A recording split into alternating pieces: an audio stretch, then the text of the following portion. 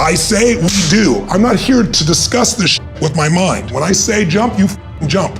I'm not here to have a discussion with you. I always tell people, anticipation is power.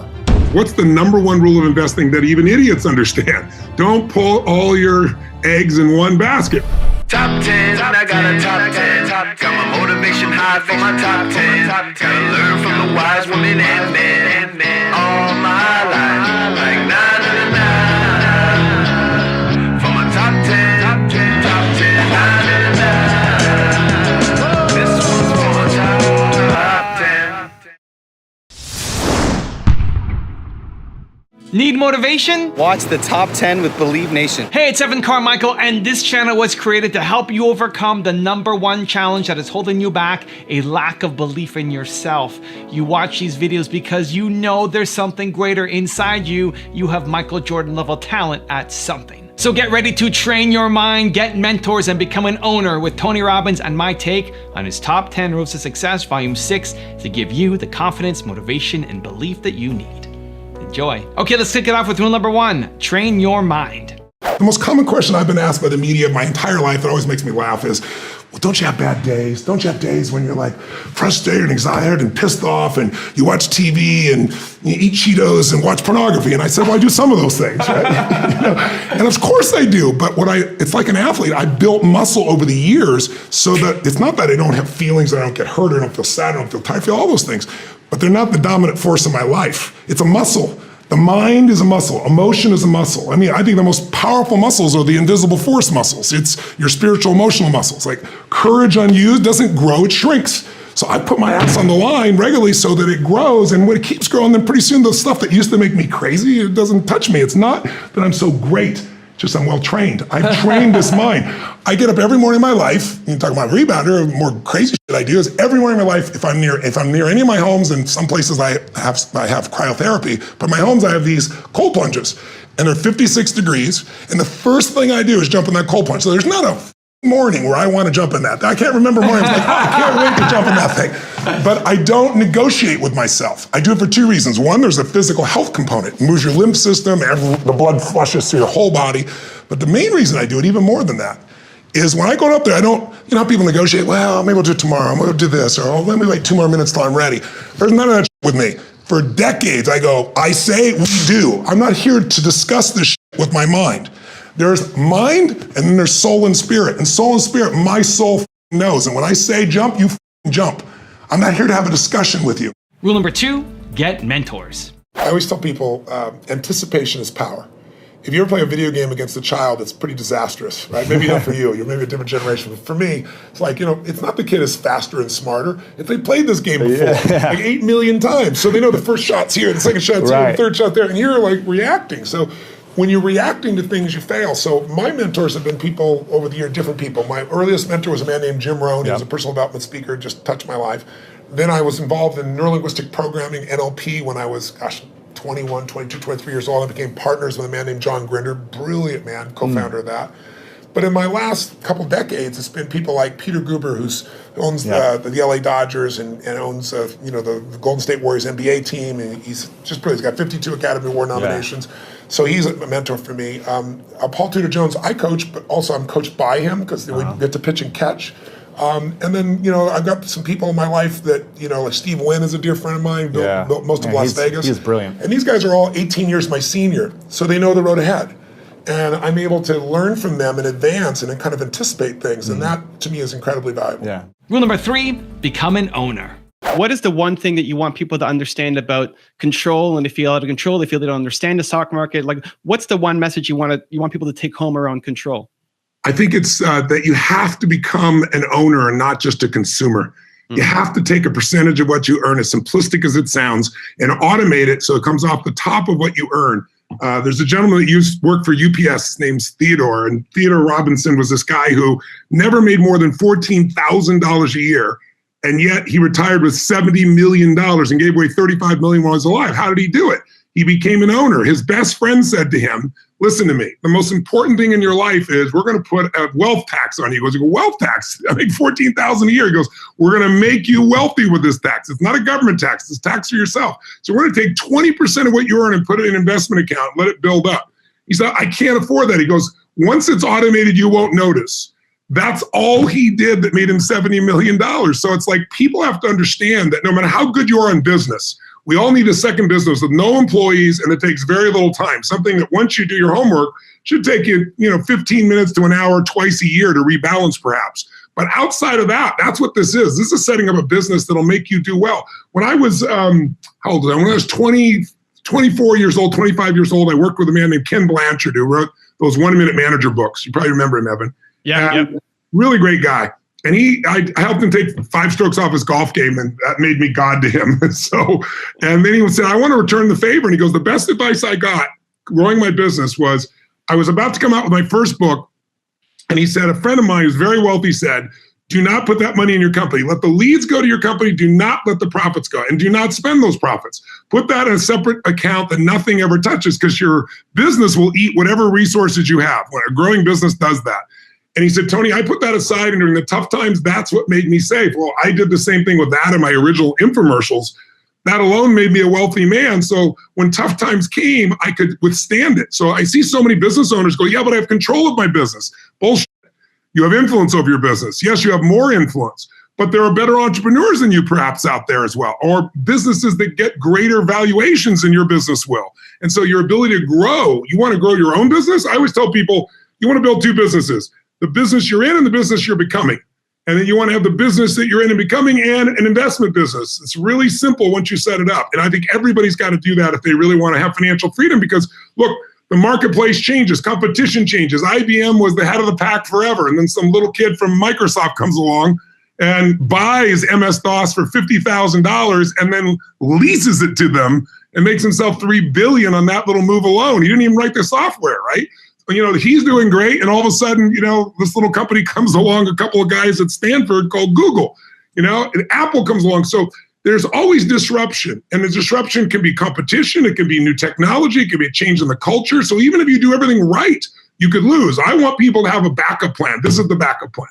Rule number 4, demand excellence from yourself. Why is LeBron James who he is? It's not because he's lucky. Everybody say, he's lucky. He might have certain physical talents, or Michael Jordan. I remember I interviewed him years ago, and I said, what makes you the best in the world? Is it skill? Is it talent? Is it ability? Is it background? Is it training? And he was so awesome. He said, Tony, I can tell you the truth, and it won't sound like hyperbole or false modesty. He said, I didn't even make the high school basketball team my sophomore year. I was cut. He said, what it is every day I demand more from myself than anybody else could possibly expect. I don't compete with other people. I compete with what I'm capable of. And it's just like that kind of standard is inspiring. Also, if you want to have more motivation and confidence, check out my 254 series. They're free. The links to join are in the description below. You got to separate the vehicle from the outcome. What is it that's going to truly fulfill you? What is it that's going to give you that extraordinary life? The fact that human beings, our strongest drive is the need to stay consistent with how we define ourselves. What's going to fulfill you is different than the other person next to you. You're not going to learn that from anybody else. And you got to find it, because success without fulfillment is the ultimate failure. Rule number 5, be emotionally fit.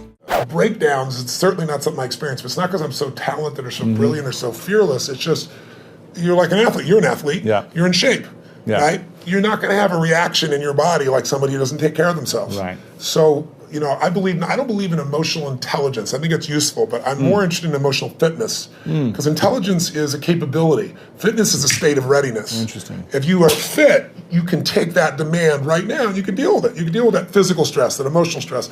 Same thing's true with psychological fitness, emotional fitness, right? So I'm pretty fit, and part of that is not because I'm so smart. Part of it is that I've taught this for decades. I remember I had a woman who came to one of my seminars in her, early 80s probably, and she would run in this room, 10,000 people. I think it was, she went a couple of 10,000 person events, and she would get in this front row and fight her way through there. And she'd jump and go for it. And at one break, she came up to me, I was signing a book for her, and she says, she goes, Mr. Robbins, I've seen you at like 8 of these. She goes, I've seen you like when you're really, I know I can hear your voice, you're hurting or you haven't slept. And she goes, you always seem to be so up all the time. How come you're so up? And I said, well, part of it is I attend all these seminars. So I'm teaching it. So there's a fitness to that. But there's also, I've buried 3 fathers and 1 mother, and that affects your life. I've had a physician look me in the eye and say you have a tumor in your brain. Wow. And so I've had those moments that when you've had extreme stress and you push your way through it, you build psychological muscle. It's like it takes a lot to knock me off. In the early days, we didn't have $50,000 to keep the doors open. How do we do it? Then I had, graduated to 5 million. Then I graduated to a partner of mine who kind of didn't do things well, and I ended up owning $100 million because I had to take on his debts. $100 million. But when you do all that stuff, now my companies do 5 billion, a year. So you keep expanding what I would call really the circle of the threshold of your influence. Sure. Everybody has a threshold of control, and if you get beyond it, you kind of freak out. So it takes a little bit more. I can't. So you don't really have breakdowns. I don't have a breakdown. Do I get pissed off or get frustrated or tired? Yeah, but a breakdown, honestly, no. Rule number 6, diversify. What would you tell the startup entrepreneur who maybe is just getting started or maybe still has a full-time job and it feels like every dollar that they're making, they're just trying to build their business at the moment, they haven't cashed out yet. Should they be investing into their business? Should they still be saving some and put into the market? What would you tell that person?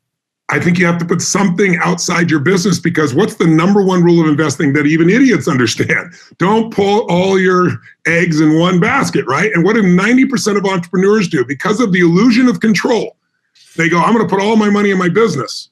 Don't get me wrong. It's still a great place for your money and for your time and for your energy.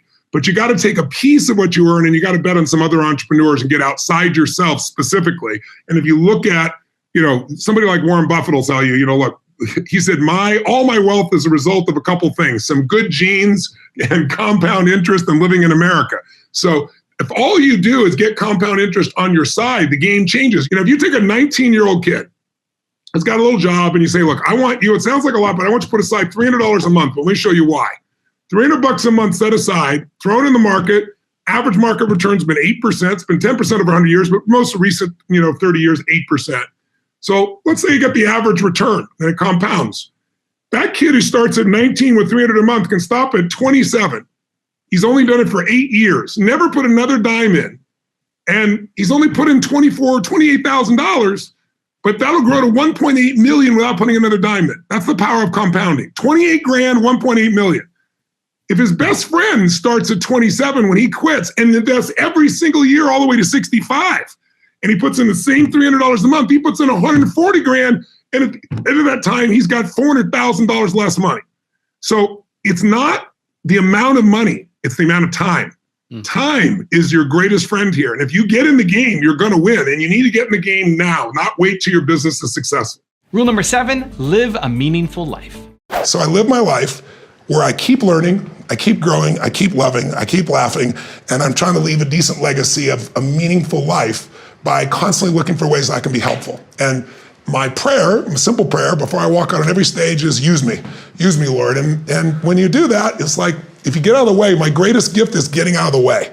I know that sounds silly to some people, but it's really true. I'm not an ultra religious person, but I'm extremely spiritual, and I believe the force of life comes through me, it comes through you, it comes through all of us. And the only thing that gets in the way is all the beliefs we have about how it's supposed to be, all the expectations we have, and I have them too, but I keep weeding them out. Rule number 8, practice gratitude.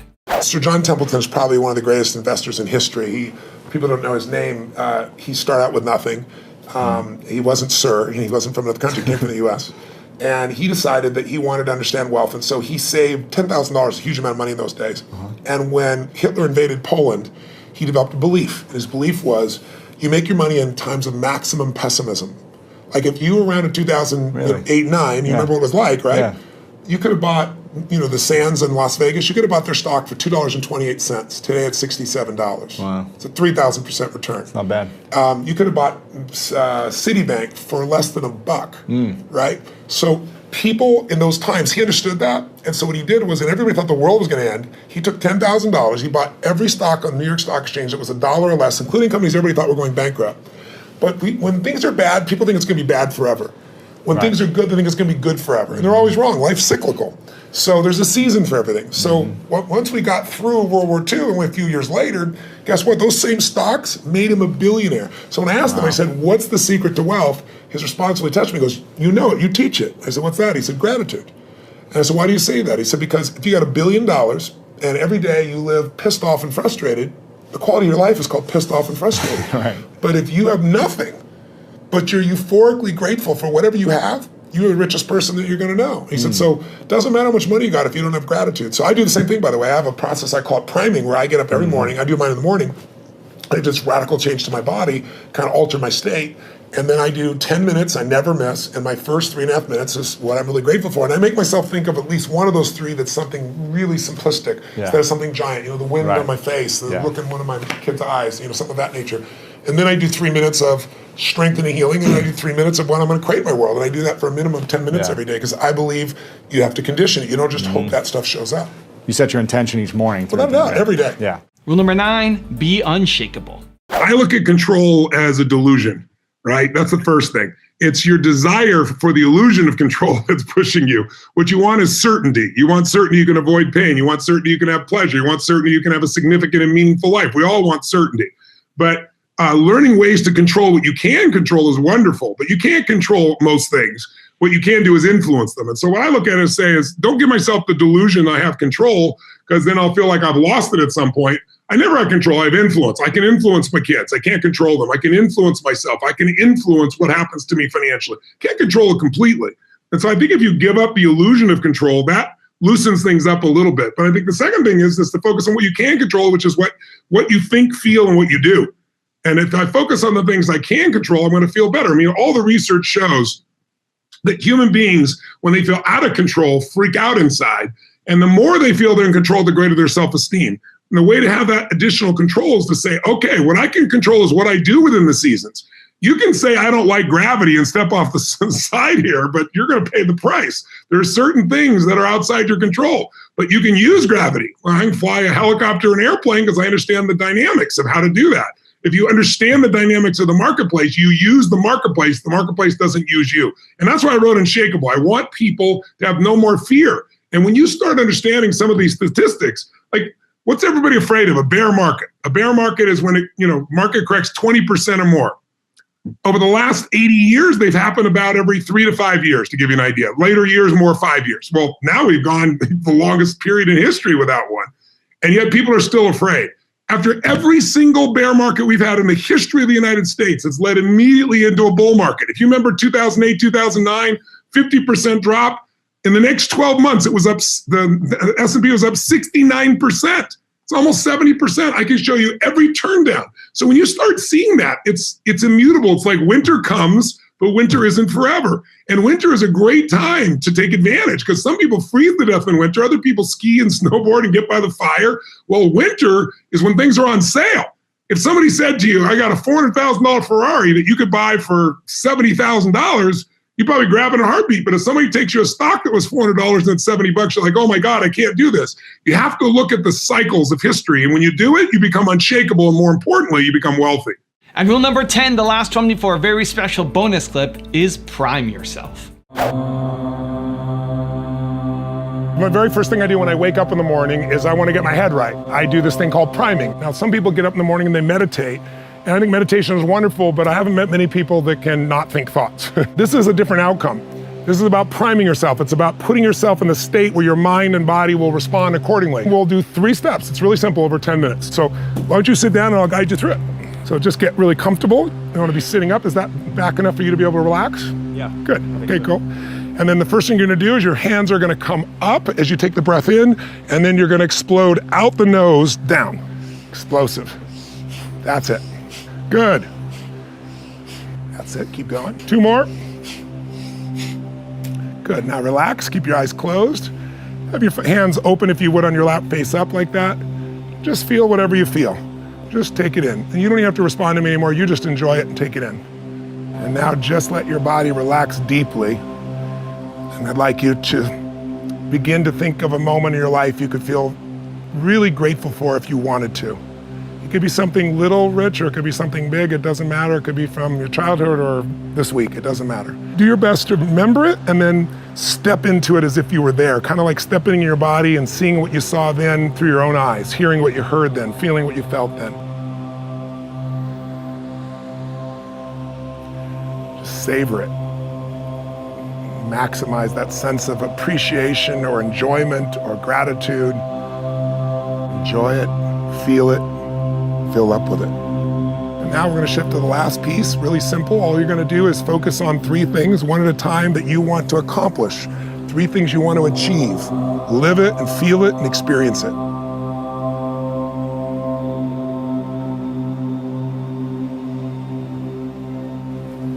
was that? Yeah, what'd you feel? Feels calming. Refreshing. Yeah. Good to like escape inside myself. Yeah. Basically.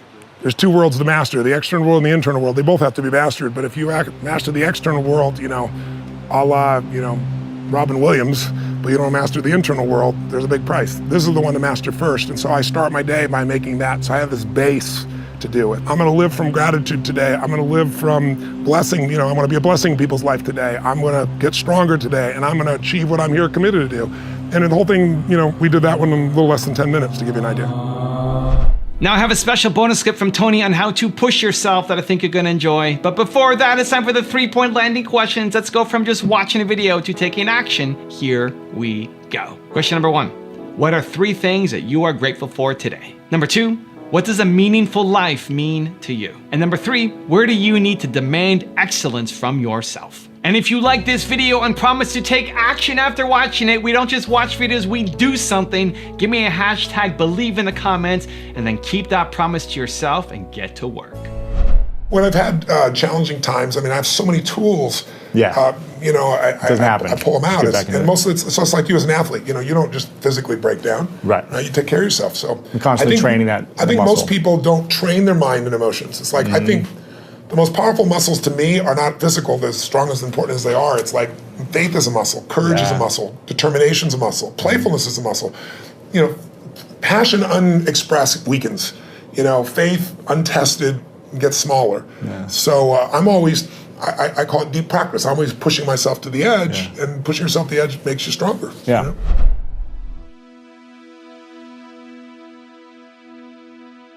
If you like this video and want to see the first Tony Robbins top 10 that I did, check out the video right there next to me. I think you'll enjoy it.